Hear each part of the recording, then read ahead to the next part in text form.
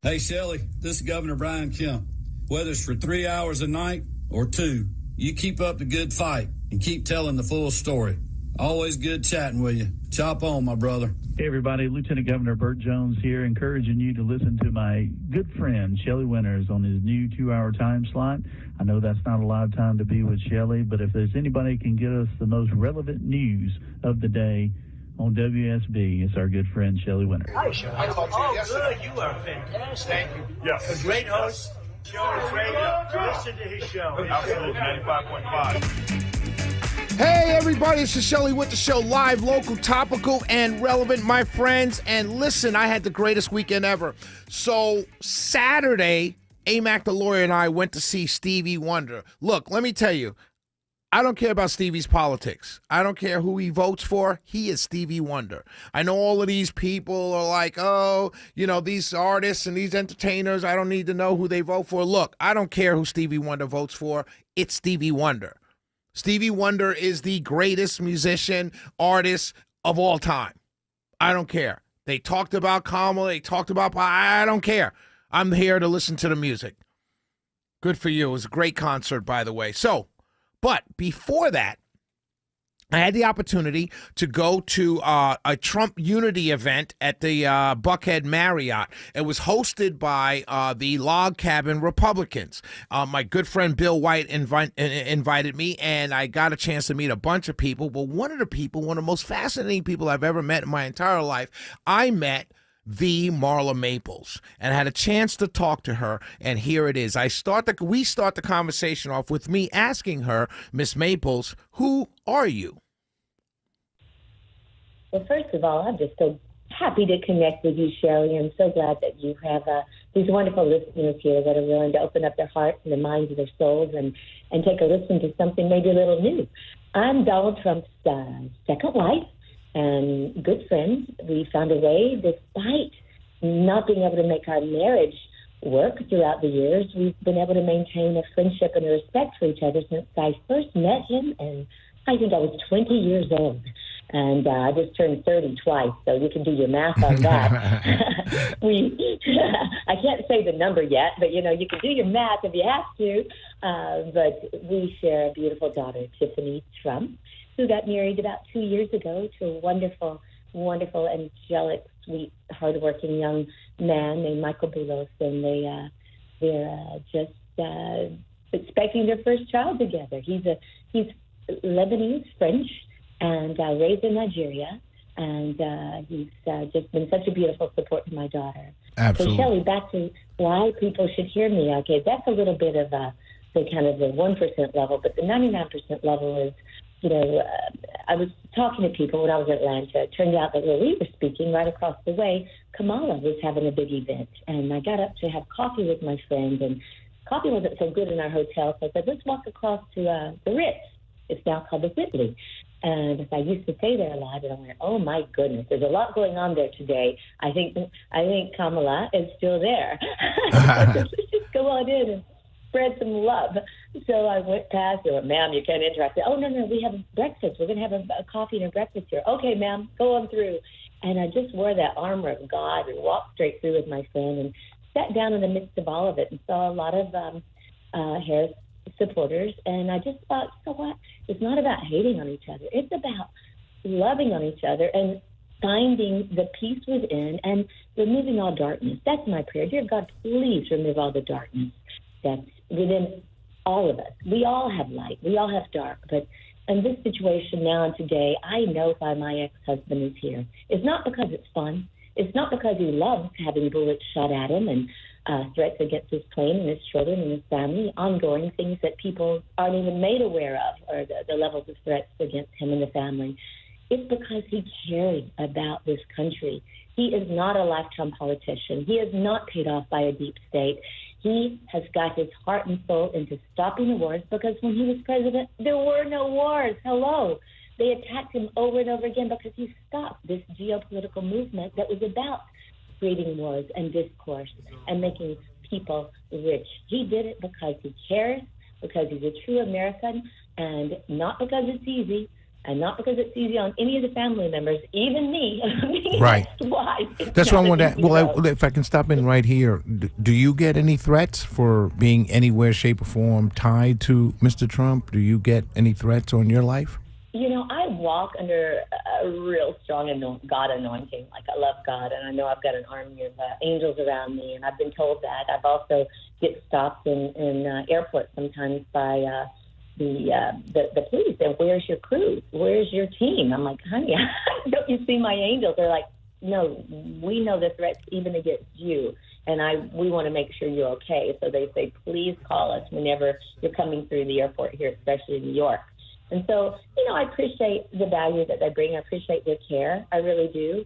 But, you know, for me, it's like we've got to live life and enjoy our freedom, because freedom, it could be hard to find if things don't go in the way of my daughter's father, President Trump. And we are going to fight for our freedom. We do not want this to end up being a communist country where we lose our rights. But, yes, there have been some threats, none that I would want to speak of. Right. But we just have to move forward, right? It's too important. It's too important. I don't get paid by the campaign. I don't get paid by anyone to say this or do this, by the way. I just want to make that straight. That's okay. This is my heart, and this is my love for humanity, period. Let me ask you this then. You know, since 2016, even before that, President Trump has been in the public eye. He's been on television. We know all, you know, been interviewed by Oprah and many, many other people. And then since he's run for presidential office, they've dug deep into his past. We know everything there is to know about him. Can you tell me something about Donald Trump that we probably don't already know? Well, you know, we talked about Georgia. I'm born and raised in a small town called Cohata, Georgia, suburb of Dalton, Georgia. Being my husband and my partner for so many years, we were often in that small town, 500 people, and happy as he could be, just there with the local folks. My family is not fancy. You know, some might call us rednecks, but I'm proud of that. Right. and he was right at home with the real people, and it didn't matter what your race, what your belief, what your, you know, anything. He just was so kind to the people. And we would go up to the carpet mills and do a little shopping, pick up some underwear and socks and take back. And he just loved being, you know, in the small town and feeling the hometown pride. I was sort of a bit of a big fish in a small pond growing up, and loved everyone and was very beloved, and he felt that love, and he just really embraced the people there. And that's something I want people to know. And also for my father, my beautiful father was sick. He offered to do anything he could to help us during that time. Tiffany's grandfather, and you know, God has blessed me in so many levels. I'm not rolling in the cash, and it was a little tough to take care of my father during this time. So he was kind enough to offer to help in any way he could with his living situation and his care, and he just passed away in May. And I think my should understand that. My condolences. Thank you so much. Well, I've got another angel in heaven looking down over me. Let me ask you this question, because, you know, me being from New York, I was there at that time when you guys were married. One of the things that I remember clearly from those days, this was before running for president. This was before the Apprentice. This was just when he was a businessman and he had rebuilt Woman Rink.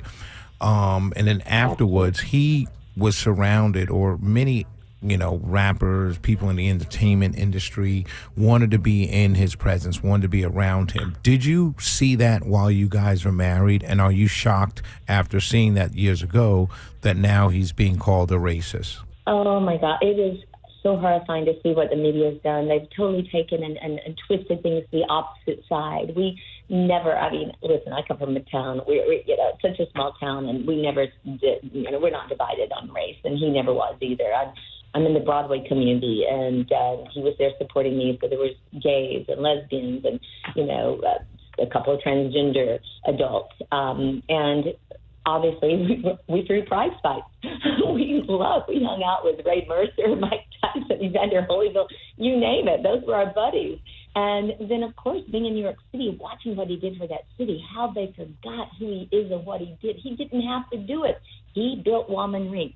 He made the skyline of Manhattan, you know, so much more beautiful. He took over lots of projects in the city that weren't getting done under the political administration at the time. We opened up swimming pools in some of the most difficult areas in Harlem and the Bronx. We were very committed to working with community centers there, and we would stop along the side of the road if we saw a homeless person and have a little chat or share some cash. I mean, it was never about the separation. Oprah herself loved Donald. So it makes you really wonder, where's this big machine coming from that is stopping these people that love Donald for speaking up positive for him now? Where are they being bribed? Are they being blackmailed? Are they being paid? What's really happening? Because the rappers were always driven. We had so much fun. We really did. It was a lot of fun. It's been heart-wrenching to see these people not stand up and support him now, and to see the media turn on him in such a strong way. His heart is there for the people, no matter what your background. Before we let you go, give you a 1-minute elevator speech as a former wife of Donald Trump, also as the mother of Tiffany, with a grandbaby on the way. What would you like to tell the audience, non-political, why they should support him? I just say to everyone that's listening, listen to your intuition. Say your prayers, follow your heart, turn off the news media, go within yourself and think, who would I rather be there if, God forbid, my child was in trouble? If I had a situation, who would I want to be there that I know I could trust to help me out of that situation? That is what Donald Trump has done over and over again with many people that you may not even read about. And I watch him as a father who always supported our daughter. And yes, he was a busy man. He always in a position of helping others and building a big company with a lot of employees that are very important to make sure food is on their table and they're able to continue their livelihood. But he cares. So no matter what, go back and check the records. Look deeper than what you see on the news, and you'll find the truth. And just go within your heart and go within your soul, like I did. I'm an ex-wife. It doesn't pay me any money to have to support my husband. But you know what? I'm doing it because I've done my research. And I also know the man he is today.